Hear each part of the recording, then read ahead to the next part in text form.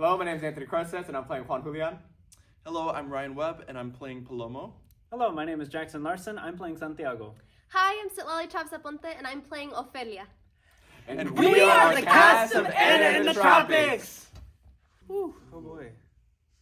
Well, my first show was my first semester here in my freshman year. It was Achiever Evening. It was a center stage. And I used to just take shows and take the script and take it on a whim, wing it, memorize my lines, and whatever happened, happened.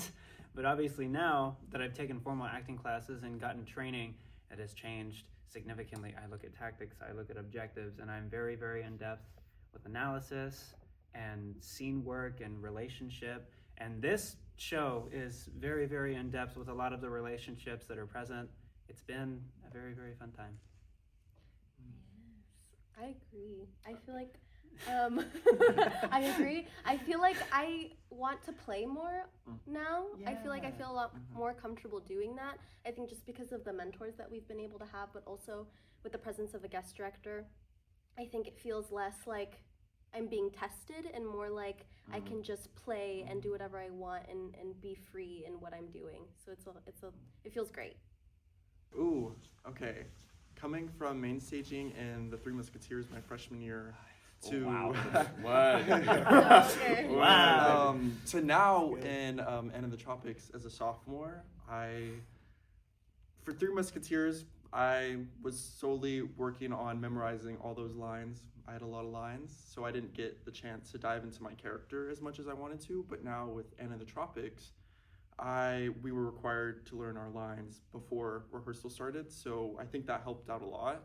And I kept a rehearsal journal for my character, for Palomo, diving into his past, based on the lines that we were given in the script, and also his relationships between the other characters in the factory. For me, sorry. I don't know how to I'm sorry. But because it's like similar to like everybody's saying here is like, I don't know, the way like each show challenges you in like a different way. Like with this show, it's like you have to learn how to you have to be ready to be off book the moment that we get here. And for Musketeers, I'm sure it was like you had to step into being able to learn how to fight. I think for me, when I first got here, for like my first show freshman year was Lord of the Flies, and I came here with like the goal of like I just want to prove to people that I can act. That was like the goal, like in every single like, and to be honest, that hasn't like changed. Yeah. I still come into like every audition being like, and come into every show being like, I gotta like, I am still me, I'm still good, and I just want people to know that. But I think what has changed is now it's become more like specific. Does that make sense? Where it's like with Lord of the Flies freshman year, I'm like, I'm gonna prove everyone good. I don't really have like a way to get there. I'm just like running against a brick wall.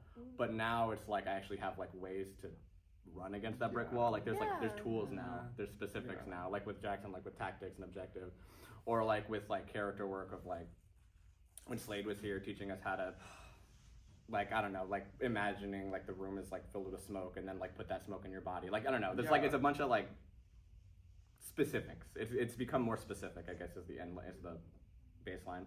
Yeah, I feel like every show that I do, I don't know if this is like what you were saying, but every show that I do, like here, is like making me feel, or how do I say, giving me the opportunity to be more free with my acting and not worried about like what other people are thinking, like, oh, like, is this the right choice? It's like using that impulse to like drive the character. Yeah, that makes sense. I think piggybacking off of Ryan, it's the, I used to be afraid of being bad. I used to be scared of making choices because I go, what if the choice I'm making is a terrible choice? And what if everyone like judges you? Yeah, what if everybody judges me for making this choice? And now that I've grown in my acting, I make the choice and I don't care. If it's bad, it's bad. If it's good, it's good. It's a choice. You know?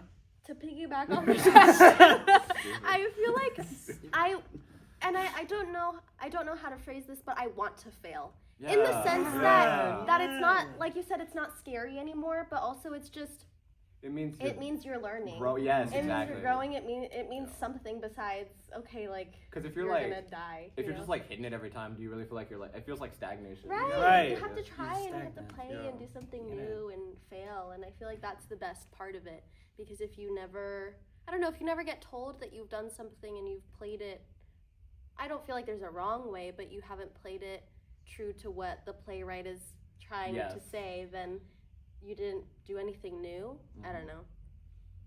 You do know. I do know. You do know. It doesn't.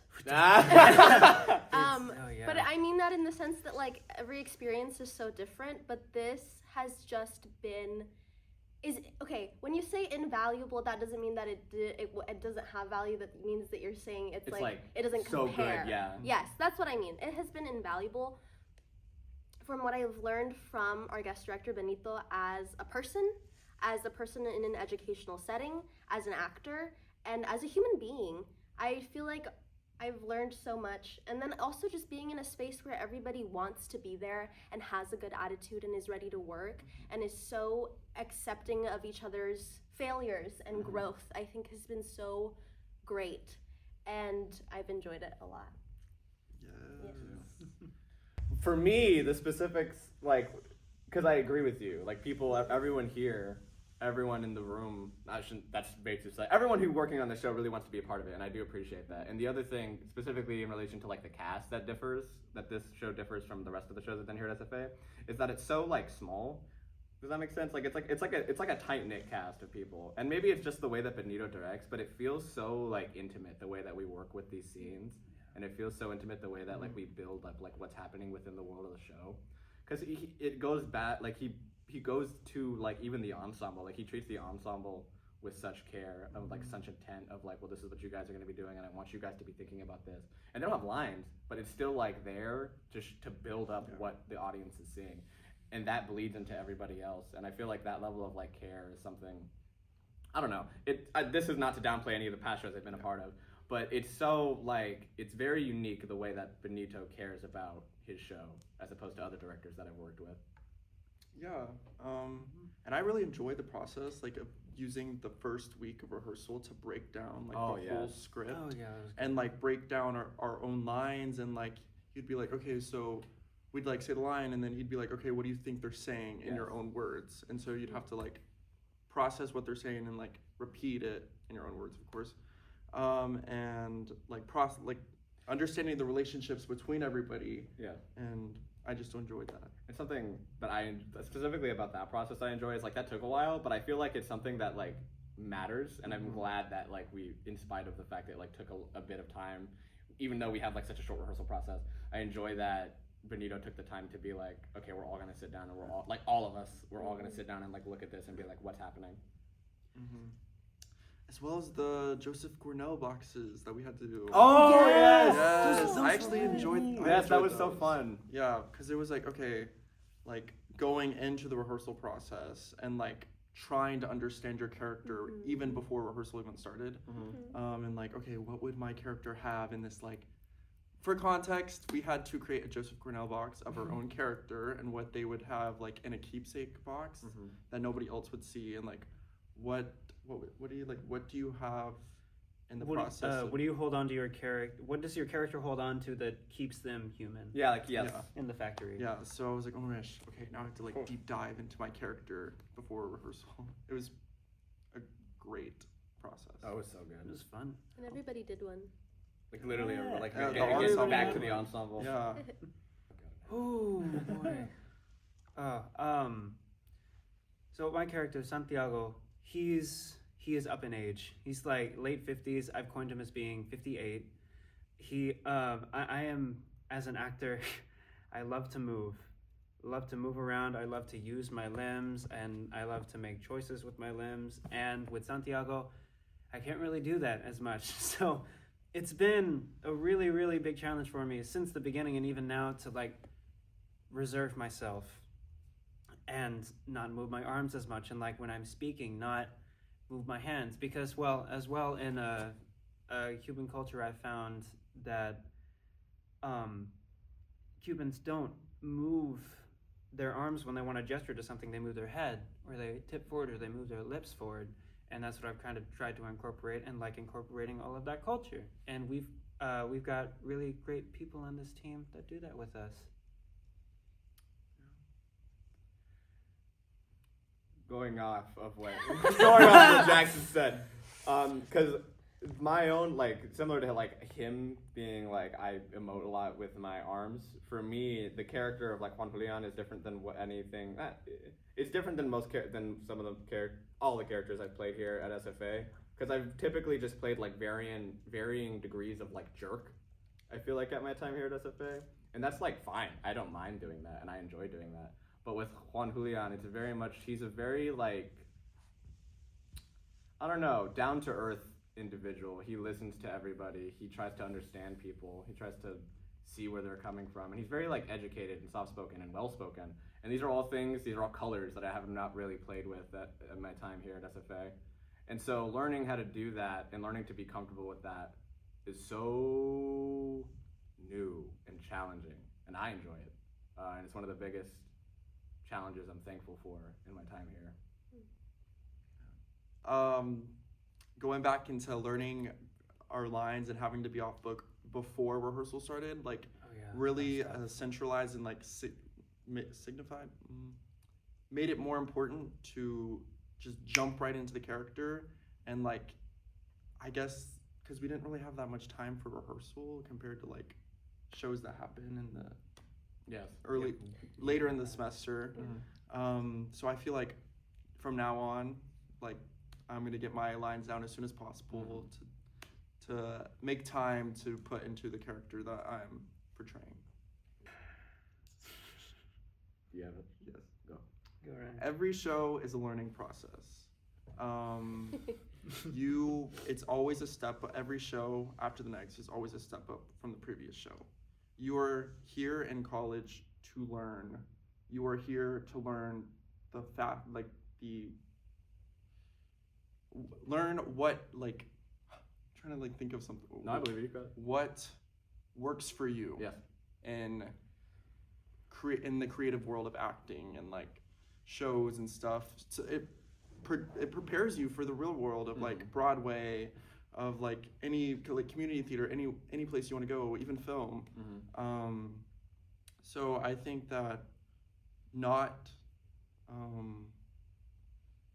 thinking of this as like, oh my gosh, I have to be perfect, I have to be blah, blah, blah, I have to be Broadway level. Like, no, like, this is your time to learn. This is your chance, your opportunity to learn, and using everything you can, and then the next show that you do, like, okay, what worked for me and what didn't, and then finding out new stuff that works for you, new stuff in your classes that you can like use in your shows. So that's what I think. I agree with it. I'm just absorbing as much as you can from each show that you are a part of. And something that you said that I agree with when it comes to like learning, like you're here to learn. This I've had to stop for a minute now. When it comes to like main stages and when it comes to like getting here, especially like if it's your debut, if you're like just like, I don't know, like let's say, and this is not attacking you specifically, what I'm about to say is not attacking you specifically, but like let's say like if you get cast as like a main stage and you're a freshman, or any kind of main stage, no matter your classification, don't let it like get to your head. Just because you've reached what you perceive to be like the top doesn't mean you are at the top. Because the next semester you can just as easily not be there. And the semester after that you can just as easily not be there. It's about maintaining a level of like consistency that it matters when it comes to like being a part of this like process. And what I agree with you with is like, now that you're here, now that you're working with a professor, and now that you're coming in every day after being cast, is learn. Is to put in that work every day and fail, like we were talking about earlier. Be like awful. Be the worst actor you've ever seen. Because at the end of the day, you're only there for like such a finite amount of time. And like I said, you might not be there next time. And so what I would say is take as much out of this as you can. Because you don't know what the future has.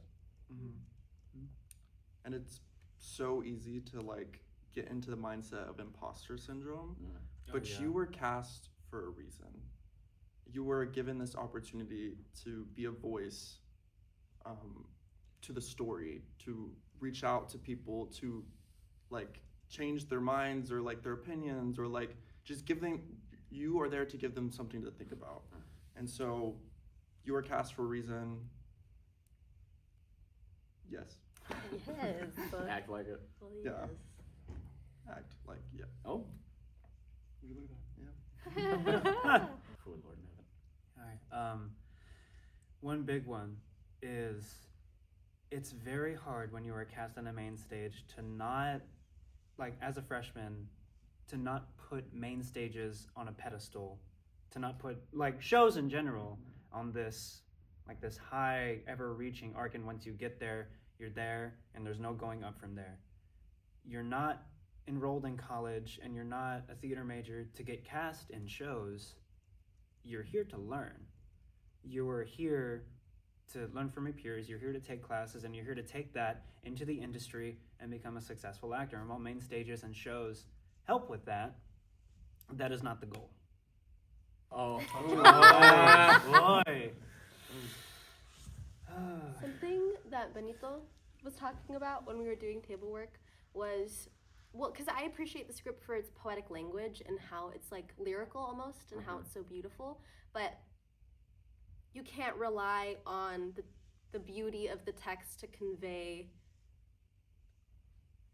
what you're trying to say. You know what I mean? Like you have to understand what it means, which is like duh, but like Sometimes it gets easy. It gets easier to fall into that habit. yeah, and yeah. So I learned that from the script. That's something that I like about this show a lot, that this show teaches me a lot about. It's like there's like different like degrees of like love that all these characters engage in with each other, and it's so like beautiful to see like how they learn to like overcome that level of like there's difficulties. Like with y'all's characters, it's like with you and Conchita, it's so, I don't know, it's like awful what y'all are going through. I'm not gonna spoil it, but I will say this: it's awful what y'all are going through, but it's so like beautiful. Like it's human. It's human. This whole show is human, and it's so like it's very engaging to see how you guys try to overcome what y'all are going through. Same with y'all too. Same with y'all's characters and how y'all interact, and how it's different from how they interact, but it's still love. Like at the end of the day, it's just different degrees of it. It's so beautiful to see how that changes. Yes.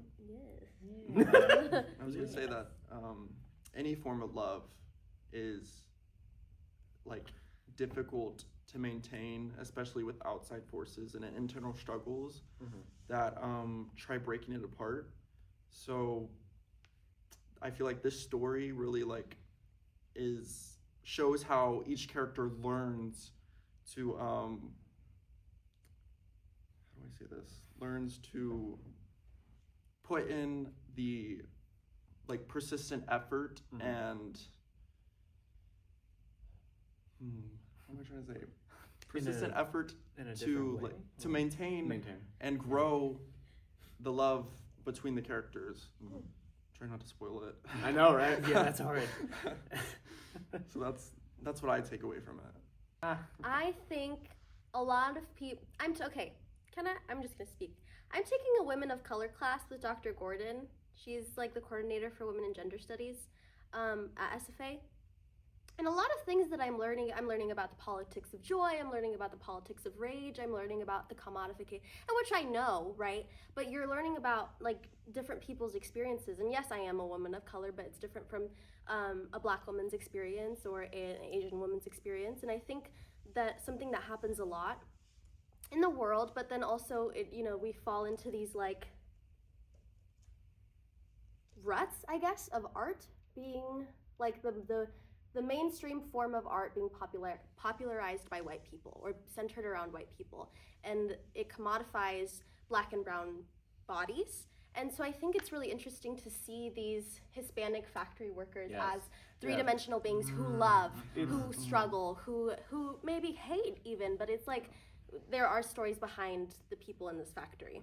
So a long-winded way of saying humanity. Yeah, it exists like it exists everywhere, which is because we're all human. Like it doesn't change, it doesn't stop at our skin color. So it's very it's very like I don't know. I was thinking this when I was watching you and Chaches scene yesterday. I was like, dang, I've never like look at these two brown actors on the stage just telling a great story. Yeah. And I don't know. You don't see that often. Yeah. I'm so proud. Yeah. I'm so proud. At the end of it all, it's just like a very pride. very proud to be a part of this show. Yeah. Wonderful Yeah. script, wonderful people, wonderful actors, actresses. Like grateful for the opportunity to like showcase what probably might have happened back in the 1920s. Yes. Yeah. Like and like Might have. might have. Might have. We don't know. I can't. Or like anybody can like the people who will see the show and like they can relate to aspects of the show and like I'm grateful that I can like be a voice for them. Yeah. And especially in a time in today's society or today's timeline, of course. And then I feel like one of us should cover the AI and machine learning. I wanted to. I really wanted to. This is a I hate AI household. At least for this section of the chat. Extend it further. Oh, extend it. Okay, chill. Yeah. We all hate AI. Yes. It's very anti-art. In my opinion, and it's this show, even though it was written before the arrival of generative AI, it seems like it speaks to that. It speaks to like what we lose whenever we progress as a society, and what is worth losing in order to advance our species, or what is not. And I think it's very worthwhile to talk about that, especially in our industry.